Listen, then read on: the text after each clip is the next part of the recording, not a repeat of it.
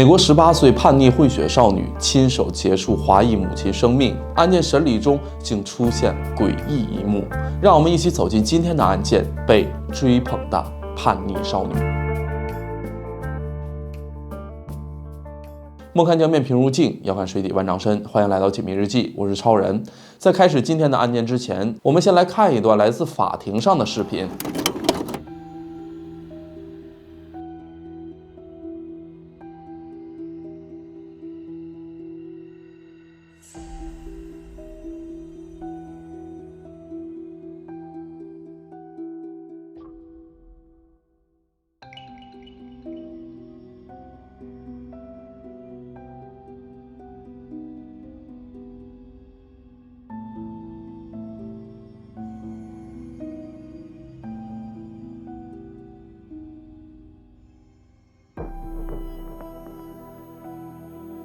看过这段视频，大家有什么感受？这个明显带着亚裔血统的女孩，看起来年纪应该不大，穿着囚服，面对着镜头做鬼脸，看着还挺调皮。虽然是在法庭上，但状态看起来还不错。我想应该不会有人想到，这个女孩此时正面临的是谋杀自己母亲的审判。女孩名叫伊莎贝拉·古斯曼，1995年出生于美国科罗拉多州的第3大城市奥罗拉。伊莎贝拉的父亲是美国人罗伯特·古斯曼，母亲呢名叫霍云弥。在伊莎贝拉刚出生时，父母二人还算恩爱，也是一门心思想把日子过好，还开了摄影工作室，用的是女儿的名字命名，叫做贝拉摄影工作室。伊莎贝拉从一出生就表现得非常顽劣，不太好带，是一个典型的熊孩子。父母在管束孩子上颇费心神，伊莎贝拉的情绪也总是反复无常，难以琢磨。在伊莎贝拉5岁的时候，父亲和母亲感情不和，就离婚了。伊莎贝拉年龄还小，就交由母亲来抚养，这也成了她情绪进一步恶化的导火索。母亲每天都疲于应付叛逆、攻击性强的女儿，母女俩吵翻天更是家常便饭。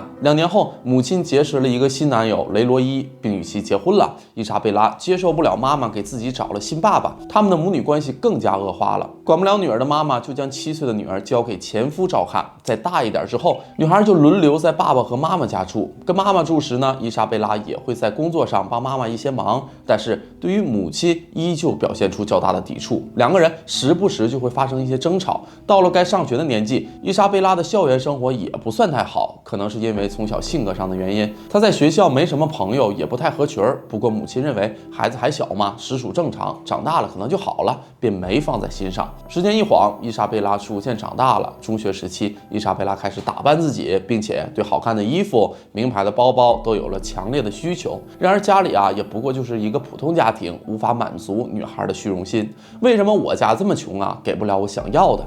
伊莎贝拉开始愈发憎恨母亲，憎恨家庭，她的内心也随之逐渐黑化扭曲。她开始频繁的逃课，还胆大到带男生回到家里面过夜。就这样，高中都没有读完，伊莎贝拉就擅自退学了。在这期间，母亲与伊莎贝拉发生了无数次的激烈争吵。孩子这么大了，管不了不说，伊莎贝拉的所作所为也越发的肆无忌惮，甚至会往妈妈的脸上吐口水。她对母亲恨之入骨的情绪不断加深。就是这样一个叛逆到极致的女孩，她逐渐长大成人，却没有理解母亲的良苦用心，反而戾气越来越重，最终将毒手伸向了母亲。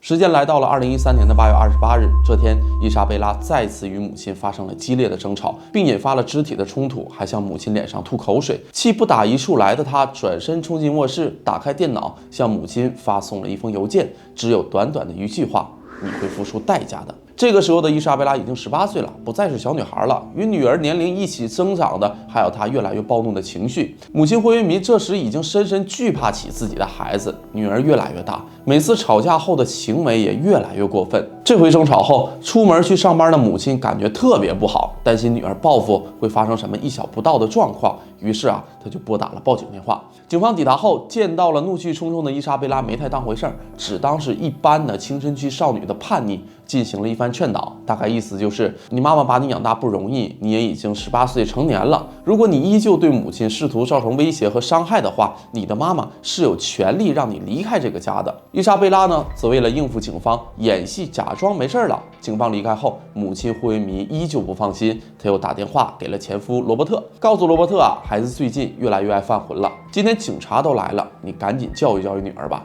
就这样，罗伯特也来到了前妻的家中，花了3个小时与女儿促膝长谈。聊完了，罗伯特觉得伊莎贝拉已经冷静下来了，平息了情绪，于是安心的就离开了。到了晚上大约9点半，忙碌一天疲惫不堪的霍维尼下班回家，就问丈夫罗伊啊，伊莎贝拉在哪儿，状态怎么样？罗伊表示啊，自己一直都在看电视，没怎么注意，只记得1个多小时前看到伊莎贝拉在厨房，没有什么异常。霍维尼呢，以为警察和前夫罗伯特已经说服了伊莎贝拉，女儿已经不生气了，就上楼来到浴室，准备洗个澡就睡觉了。可是就在他刚脱掉衣服的时候，伊莎贝拉突然提刀冲了进去，楼上传来了呼救声与搏斗声。罗伊闻声立马冲到2楼浴室，门是半遮掩的。罗伊刚要推门进去的瞬间，伊莎贝拉猛地用身子顶住门，并顺势将门锁上。听到妻子的惨叫，惊恐的罗伊立马冲下楼，打通了报警电话。等待警察到来的时间，他不断的撞门、踹门，试图营救，不断呼喊着妻子的名字，然而无济于事。霍维尼的声音越来越弱，直至消失。然而门被打开，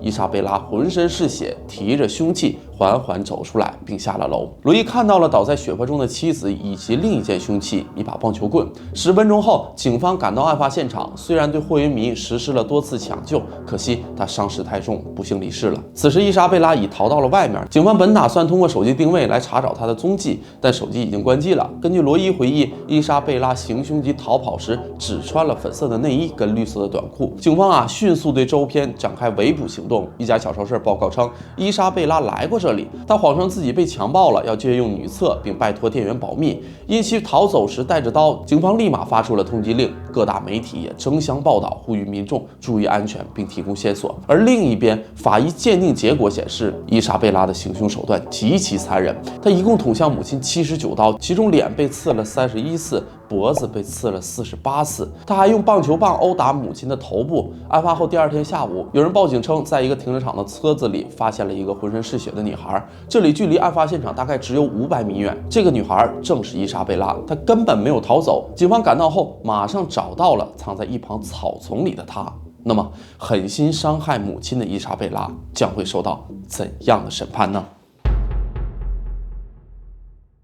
被捕后，伊莎贝拉面临1级谋杀的指控。2014年的6月，这起案件也被正式审理。辩护律师在法庭上提出伊莎贝拉的精神鉴定，结果显示她患有严重的精神疾病，她会幻想着有另外一个声音的存在，根据其指示做各种奇怪的事情，并表示头脑里的声音让她结束母亲的生命，只有打死这个怪兽才能拯救世界。此外，她还控诉从小遭到父母的虐待，最终法院鉴定她为精神失常，因此判其无罪，送交精神病院接受治疗。医院呢则表示，直到院方确定他不会对自己或其他人构成威胁后，才被允许其出院。整个治疗期呢可能是1年、2年，甚至是一辈子。去年的11月，伊莎贝拉接受记者线上的采访，表示自己完全康复，可以回归社会了，但遭到了院方的驳斥。截止到现在已经7年过去了，伊莎贝拉依旧在精神病院中接受治疗。故事到这里也并没有结束。在视频开头大家看到的庭审现场的画面，他在法庭接受审判时做出各种鬼脸及古怪的表情，对着镜头一脸不屑，情绪也是阴晴不定。大家现在都知道了，伊莎贝拉所表现的状况是在结束母亲生命的情况下展现出来的。而庭审这段视频被发布到网上后，也引起了许多年轻人的追捧。许多人都觉得伊莎贝拉太美了，其他的无所谓，甚至还有人觉得她是无辜的。就在去年，大量年轻人在短视频软件中模仿追捧她。伊莎贝拉现在已经成为了一个红人，成为许多年轻人，尤其是亚裔争相模仿的对象，甚至发起了模仿挑战的接力赛。视频大概就是这样的。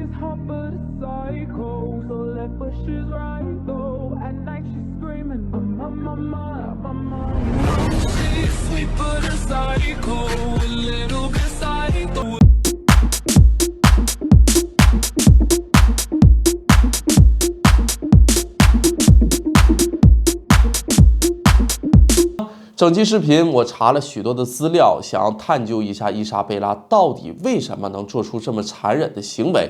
但各方面报道都显示，亲生父母和继父没有对她做过任何事儿，反而从小到大对伊莎贝拉都不错，而她的行为也只能归咎于精神问题了。那么好了，这就是本期解谜日记的全部内容。喜欢的朋友记得点关注，我是超人，我们下期再见，拜拜。